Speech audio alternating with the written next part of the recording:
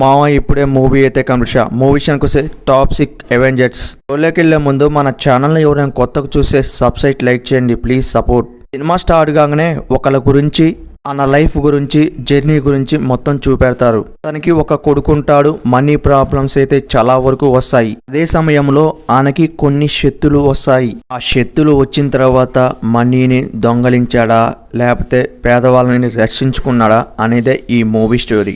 ఈ మూవీలో అనుకున్నంత రేంజ్లో అయితే ఫైట్ సీన్స్ అయితే ఉండవు, కానీ కామెడీ సీన్స్ అయితే వేరే లెవెల్లో ఉంటాయి అనుకోవచ్చు. మూవీని ఫ్యామిలీతో చూడొచ్చు అంటే 100% వాచింగ్ అయితే చేయొచ్చు. ఎక్కడ కూడా అడడు కంటెంట్ అయితే లేదనుకోవచ్చు. స్టాప్ వరకు కూడా ఎక్కడ కూడా స్లో అయినట్టు అనిపించలేదు. సెకండ్ హాఫ్ అయితే ఇంకా వేరే లెవెల్లో ఉందనుకోవచ్చు. ఈ మూవీ అవెంజర్స్ లాగా ఉంటది అనుకోకండి, సేమ్ కామెడీ సీన్స్ తోటే రన్ అయితే అనుకోవచ్చు. ఈ మూవీ టైం పాస్ కోసం చూడాలి అనుకున్న వాళ్ళైతే ఈ మూవీని అయితే 100% వాచింగ్ అయితే చేయొచ్చు. సెంటిమెంట్ సీన్స్ కూడా పర్లేదు అనిపించింది. బ్యాక్గ్రౌండ్ మ్యూజిక్ కూడా ఓకే అనిపించింది. మూవీ 2024లో విడుదలై మంచి సక్సెస్ వచ్చింది. అలాగే ఇప్పుడు మన తెలుగులోకి డబ్బింగ్ లోకి వచ్చేసింది అనుకోవచ్చు. తెలుగు డబ్బింగ్ కూడా పర్లేదు అనిపించింది.